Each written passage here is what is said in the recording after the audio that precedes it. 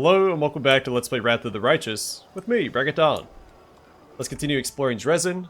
We'll start with the prison and see what's going on in here. I'm gone. There's Nurah.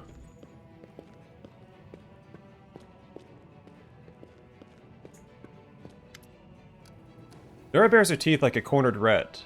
Come to gloat. I need information. Do you? And why would I give it to you?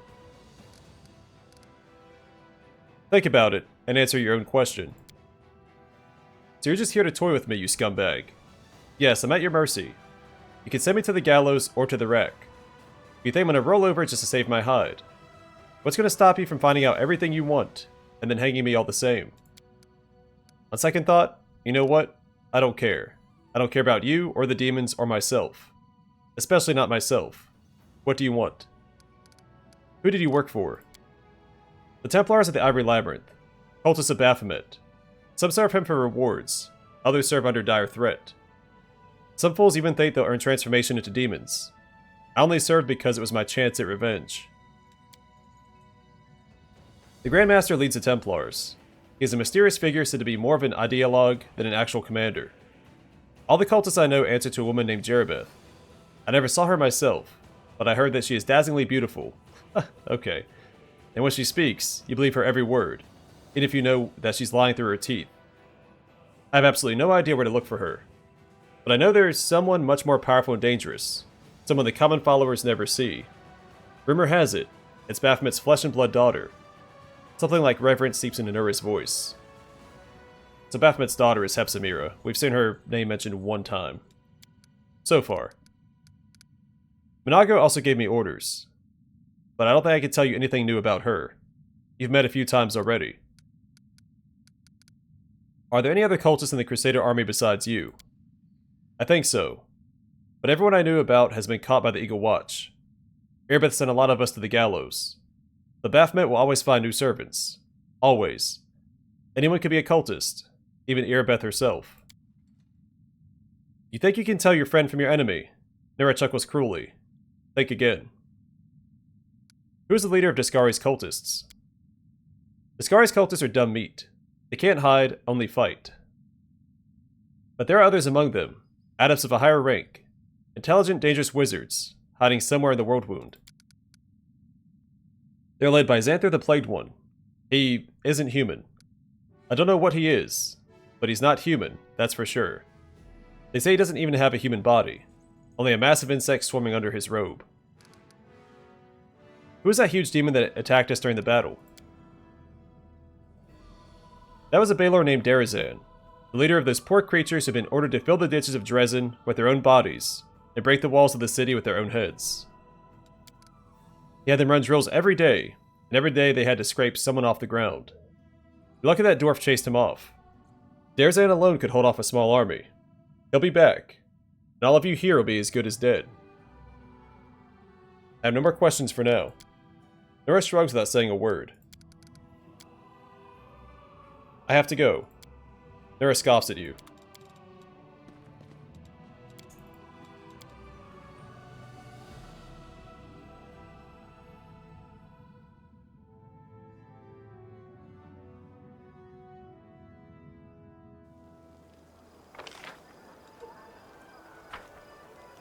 I'll take care of it.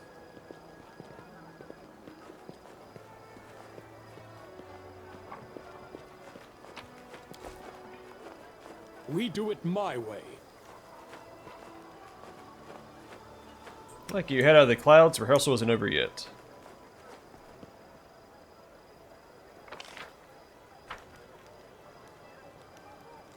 We should move.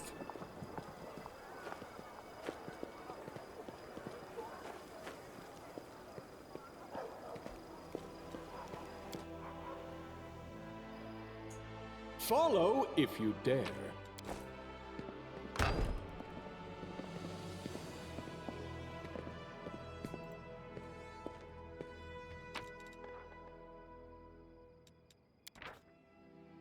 Soldier Humor, 5th edition, revised and expanded. There's once a ram-headed lad named Baphomet.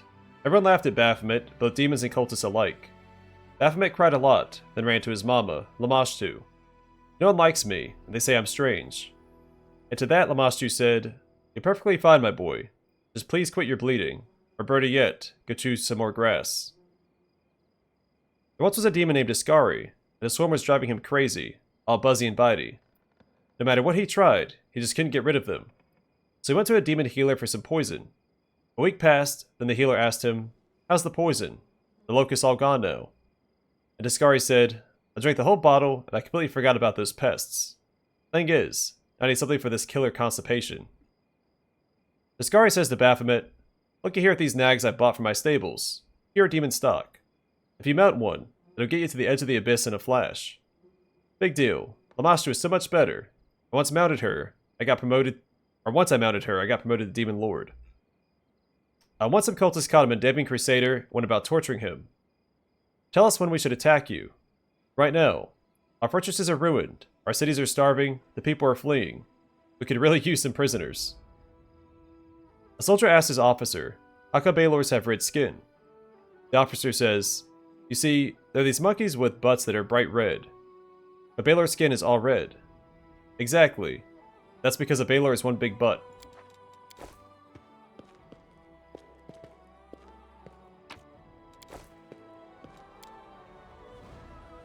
I'm off!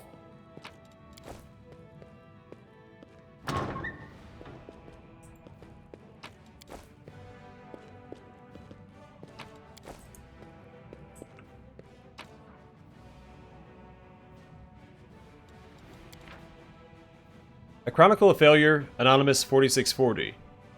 A notice in large letters on the book's binding reads, "This book is banned within the borders of Mendev." Taken from the account of a noble Mendevian warrior, veteran of 2 crusades, who was grievously wounded and is currently receiving treatment in a hospital in Andoran. The First Crusade, intended to purge the lands of Sarkoris of the Demon Scourge, was caught up in 4622.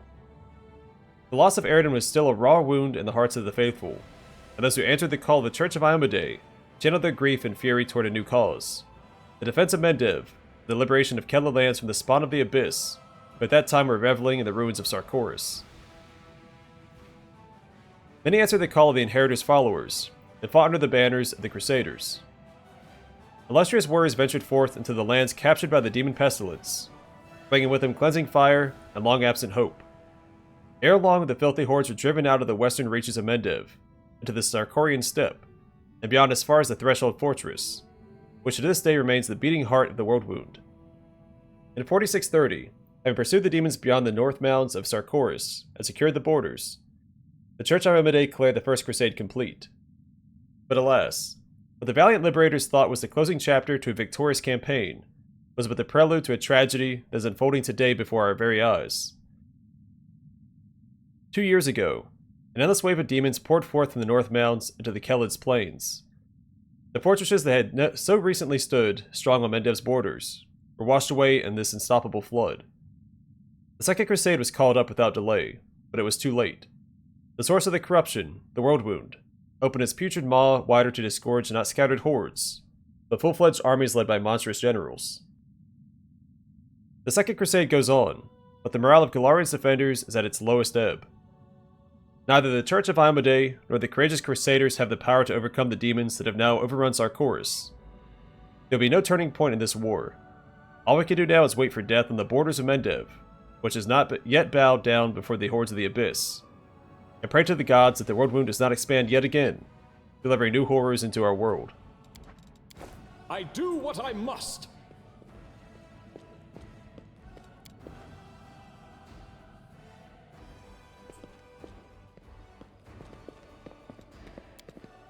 We'll be back to this building later. There is a quest associated with it.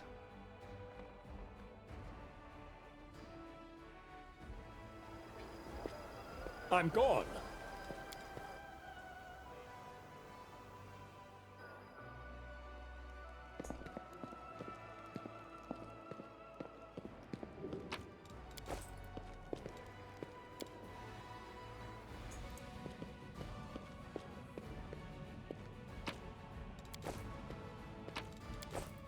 We do it my way.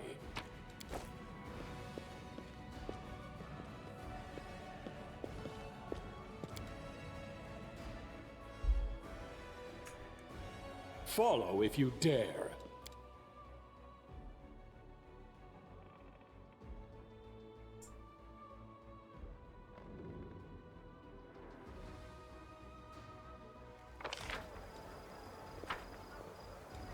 I am never wrong.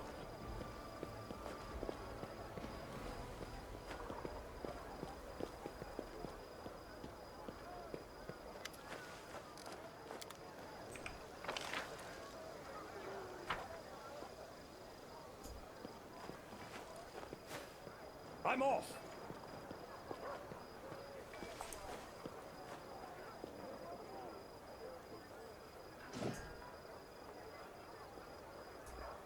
I do what I must.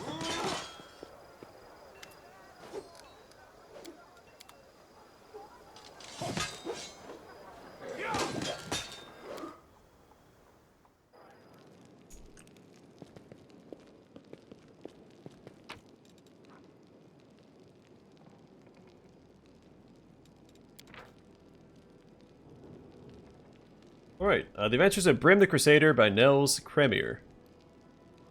When the entire retinue had barged into the tent, everyone commenced their hollowing at the same time. The commanding officer, who wasn't prepared for this sudden barrage, gasped for air in righteous indignation for the first few minutes. Then, once his lungs were finally full again, barked with such force that all fell silent. In the ensuing quiet, Brim took the initiative and reported hastily. "Sir, Private Brim reports. We've caught an Abercondilu." The stern quartermaster, having caught the scoundrel responsible for the chaos red-handed, was about to express his outrage. But it was too late. As soon as he heard about the captured demon, the officer demanded to see the quarry immediately. The retinue, joined by the officer, his guards, secretary, courier, and a groom who happened to be passing by, advanced to the outskirts, where the recent events had taken place. Upon seeing the huge demon thrashing about in his magical cage, the officer couldn't help but exclaim in delight. Except the spiteful quartermaster then pushed his way through the crowd, after all, and nasally whined in the officer's ear.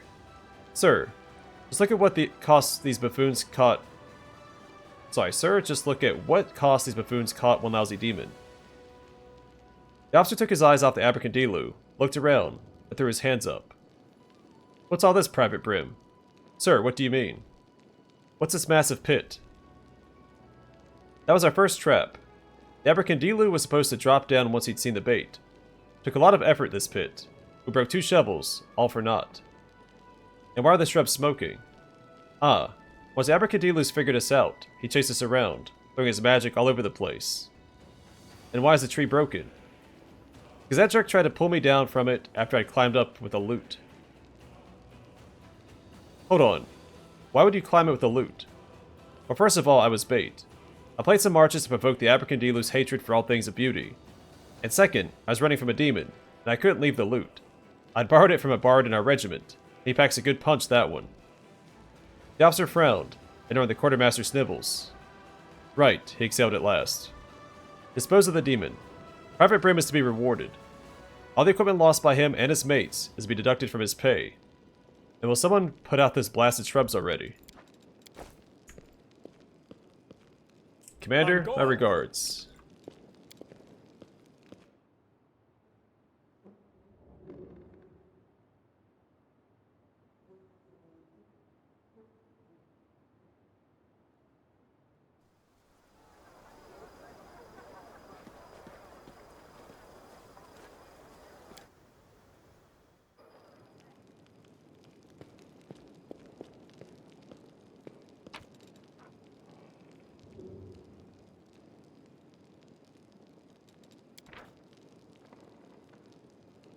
I think this is new. Let's pick it up and then look. No, we've had that already.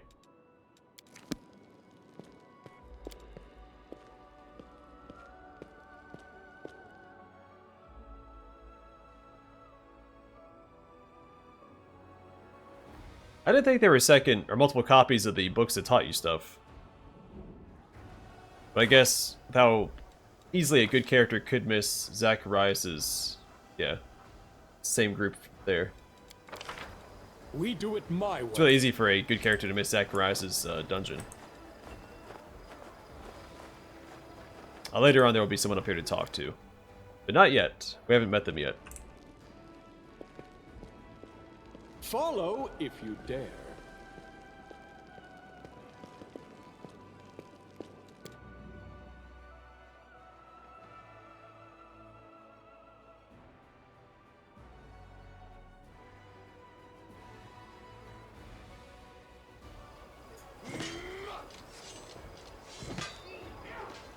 I'm off.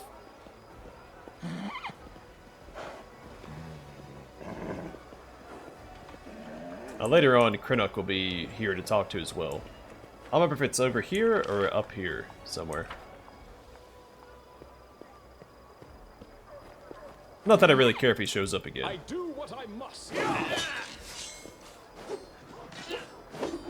There was Staunton Vane, Traitor of the Crusades. They could have probably put a better epitaph on there, but... I'm gone. Alright, same description as all those have. Doesn't say which god it's dedicated to, but it is dedicated to Abadar. We do it. Because Arsinoe is a cleric of Abadar. I walked past Dare, no, Pontisila. Alright, Arueshalae. Arueshalae's ruby eyes stare watchfully at passers-by, who don't notice her even at arm's length. She turns to you, her face a mixture of contemplation, sadness, and admiration. They're amazing, aren't they? We're being attacked by demons with unusual powers. Do you know anything about them?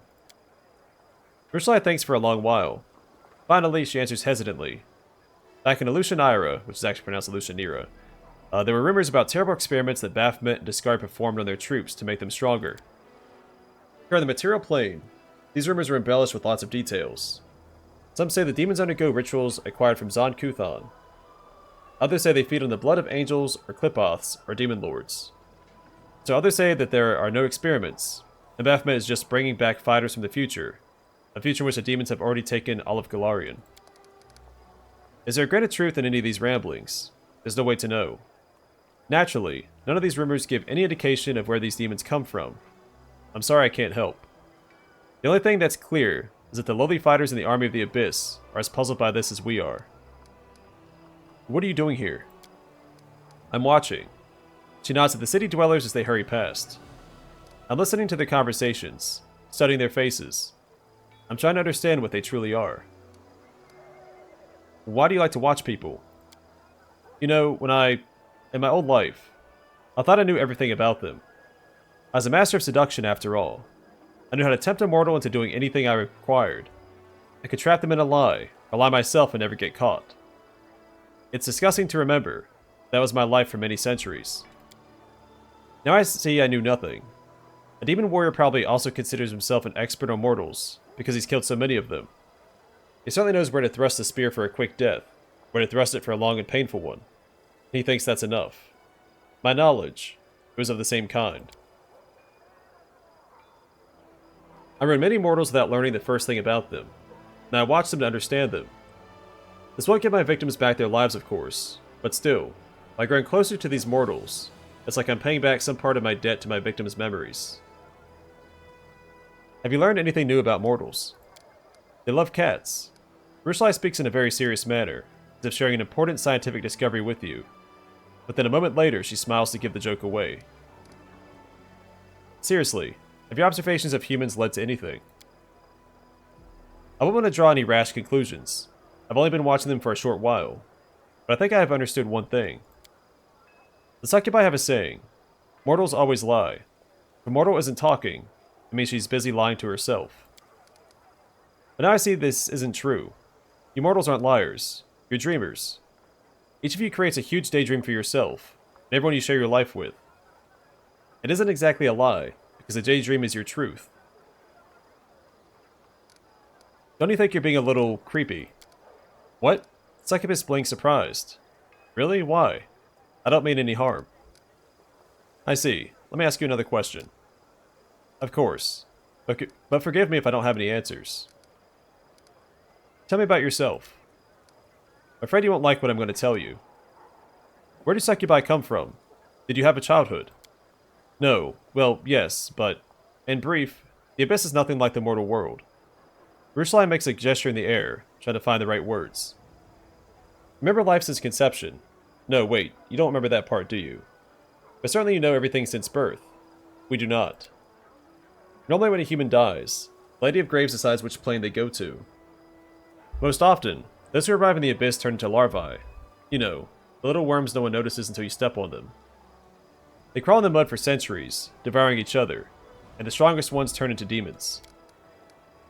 I don't know how that transformation happens. Maybe we hatch out of them like caterpillars out of butterflies. No, wait, it's the other way around. Or maybe greater demons sculpt us out of them, like so much clay. I don't know what happened to the larvae that they used to make me. And my own memory begins with vague, fragmentary images. Terrors, executions, orgies. I remember some poor lad, half gnawed by the larvae. He was crying and begging to be killed, and I pointed at him and laughed, and said I wouldn't. He does not forgive me. I'm so ashamed. How'd you end up turning against the Abyss? Temptation. Arueshalae smiles sadly. Strange, isn't it? So many people believe that being good is important, but it's boring and unpleasant. And all that's enjoyable and tempting pertains to evil. Even the servants of kind gods often think so, do they not? You have no idea how easy that makes the role of a temptress. Well, it was my great fortune to discover that it's not always like that. Arueshalae looks away. My last victim was a priestess of Desna, the tender of dreams. As you know, demons do not sleep. Mortals always compare the greatest moments to dreams, so I decided it'd be interesting to see for myself, and while I was at it, forgive me, goddess, to mock Desna. This priestess lay in my arms, dying of my kiss. I remember every smallest detail. The cold sweat on her skin, her eyes rolled back into her head, her weak whisper. It's so difficult to recount. I dove into her mind to see what mortal dreams were like, but the goddess saw me in her realm. And it turned out, I remained there far longer than I had planned. What did Desna do to you? As a punishment, she gave me mercy. I often think, why me? She could easily have blown me away like smoke, with the flick of her finger. The gods rarely trouble themselves with the lives of mortals, even less so with demons. But for reasons of her own, she paid me special attention. She woke in me the memories of the sinners whose souls were used to create me. All those humans. I knew nothing of them until Desna showed me. Each of them had their own dreams, and a world without pity trampled each of them and placed them on the path that led to the Abyss. Their memories, all their hopes and pain. I'm sorry. It's hard for me to talk about this. You see tears well up in the succubus's eyes. Arueshalae wipes away her tears and continues. The most important thing I realized was that every mortal is a little world of hopes and dreams, and that although I might be a succubus, I didn't have to live forever with those beastly, boring pleasures and tortures of the Abyss. I could be free. I could be myself, if only I can understand who I am. You don't know who you are. What of you? Do you know who you are? Are there many mortals who can make that claim? Before returning me to the mortal realm, Desna whispered something to me. I could still hear her words. She asked me, and what do you dream of? And I don't know. I still don't. You see, demons are simple creatures. Arueshalae purses her lips. Each is guided by 2 or 3 strong sins. Before my conversion, my sins were all I was. A ball of desire without anyone behind them doing the desiring. Desires for sex, for flattery, and food. But now I have me. And it's amazing, but it's so complicated. Arueshalae makes an apologetic gesture and smiles. What did you do after Desna converted you? I traveled. In the beginning, I thought it wise to keep away from demons and their temptations. Run off to Absalom, or perhaps even further, to another plane. But then I realized that I didn't deserve freedom yet. The Abyss was still in me. It called to me, tempting me, seducing me. If I ran away, I'd soon return to my old habits. Arueshalae forces the word from her mouth. That is why I came here, to join the war. To remember who my enemy is. To defeat the demons. Not just for the mortal world, but for myself as well. Because if I don't kill my past, it will always be reaching for me. I'm a wonderful liar. I'm no longer proud of it, but it's still true. The demons never suspected my treason until the very end. I lived as a spy, and regularly reported back to the priests of Desna whatever I learned. Naturally, I concealed my identity from them as well. I never had been caught. When I learned that Iskari was planning an attack on Canabris, there was no time for caution. I risked everything to warn you, and paid with my freedom. I thank you for not running from evil, but confronting it. Yes, I'm glad I did. But, you know it's hard. Evil calls me back, every day. When it's so close, what if one day I grow tired of fighting? So do you worship Desna now? The goddess did a lot for me, more than I ever deserved. Ask anything more of her would be impudent. I'm grateful to her. I try not to trouble her with my prayers. Thank you for your answers. Hope they didn't upset you too much. At least not as much as they upset me. I have to go. I'll be watching you. Yeah, she watches people. Alright, I'm actually going to call it here. I know we stopped the conversation mid-conversation, but time is finite, unfortunately. So I'm going to call it here. Next time we'll finish talking to Arueshalae. We'll talk to Arsinoe, explore the temple, and head towards the Citadel. And go from there.